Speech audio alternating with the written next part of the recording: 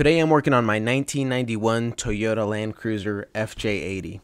I've been having this strange idle issue with it where it idles kind of high and a little rough. I noticed it when I started up, and then when I'm at stoplights I could definitely hear it, and it just kind of bounces up and down. I'll kind of show you in this video here how it kind of goes up and down, and it really bounces from about 1,000 RPMs up to like 1,100, 1,200. So I thought it was really strange. When I looked at the factory service manual, because I have one, it says it should be idling at about 650 RPM. So I do want to fix this, and I've looked online, and everyone seems to say that it's the idle air control valve, or at least that's what you want to start with. So I'm going to go ahead and start with that, and we're going to go from it idling rough and high at 1,100 RPMs to back to normal 650 like this.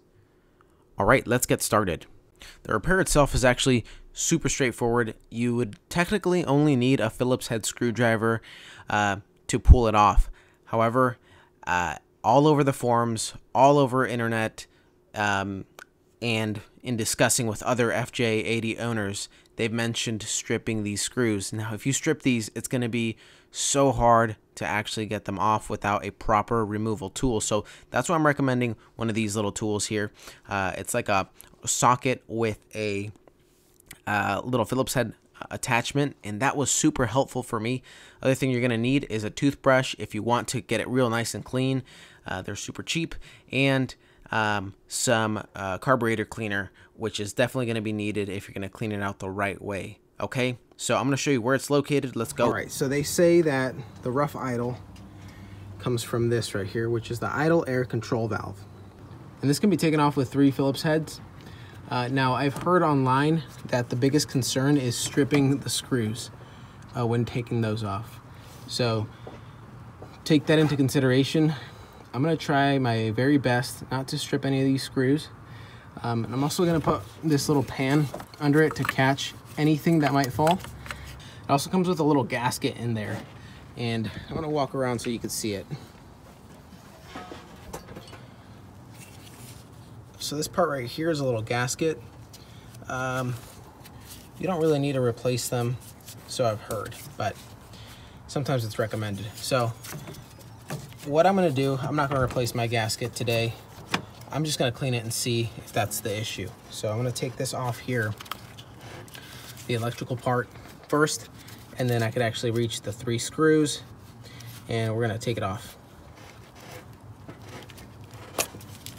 All right, there it is. So the trick is, if you want to take these off successfully, you want to put a lot of pressure towards the screw, and then really put that pressure pushing down on it, right? This way, pushing towards it, and then turn it. And that will prevent you from stripping it, because if all your pressure is this way, then you're gonna strip it. Leave that one there, and I'm gonna go with the one that's on the bottom, under here. I know it's kind of hard to see, but we're gonna do the same thing, put a lot of pressure, keep it as straight as possible. So right around here is where I started almost stripping my screw, and I didn't want to reach a point of no return. So that's when I pulled out my wrench with that little adapter, and I was able to successfully take it off because I was able to leverage the wrench and the pressure that I was able to build up with it. And I'm going to show you how I did that. All right, I had to change my tactic a little bit. I'm using a little wrench with a Phillips head at the end. Take your time on this. You do not want to strip these. There's so many people online that have talked about stripping these. I think I might have stripped the bottom one, so take your time. Okay, that one's loose enough. All right, make sure it's nice and tight. Putting lots of pressure. There we go. Nice. Now we're gonna take this off, and remember, this has a seal in there. One thing I noticed as I was taking this out, it has sort of like a metal thing that holds it in place, and it popped off. I don't know if maybe it just wore off, but just be careful. You don't want to lose that either. Here it is. It's pretty dark, pretty black, and it does seem pretty stuck. Not too bad. but it's pretty stuck, so I'm gonna get a little pan. It does seem pretty stuck, so I'm gonna get a little pan, carburetor fluid, and I'm gonna spray it like this, downward. We don't want it getting into the motor or the electronics. That will damage it.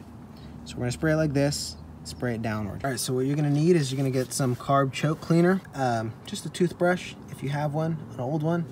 I got this at the dollar store, a pack of 4, so they're pretty cheap. And like I said, you're gonna spray downward. We don't want it getting into this motor here. It could damage it, and these parts are fairly expensive, even used. So we're just gonna spray it a little bit. Get it nice and shiny while I'm here.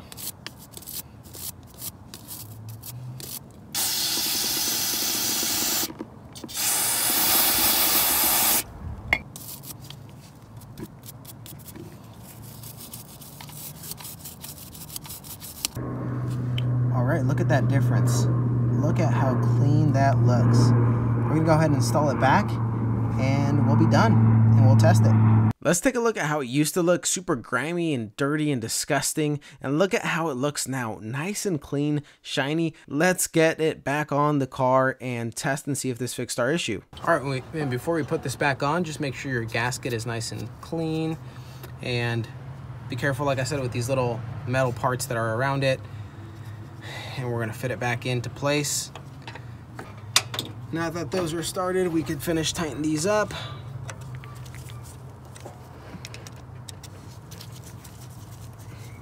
Just enough, and put enough pressure so it turns to where it's tight, but not too tight. And that's it. We're gonna start it up and see if it's still idling a little rough. I did want to show you this after we cleaned it all up, got it all ready, put everything back in. It's idling at 650, which is normal.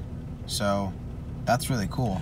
That is the video, guys. Thank you guys for watching. I hope it was helpful to you, and I hope it saved you some time. It took me forever to really locate this specific idle air control valve for the FJ80. There's not much support for it because the 3FE engine only ran for 2 years, but I hope you learned something today, and thank you for watching.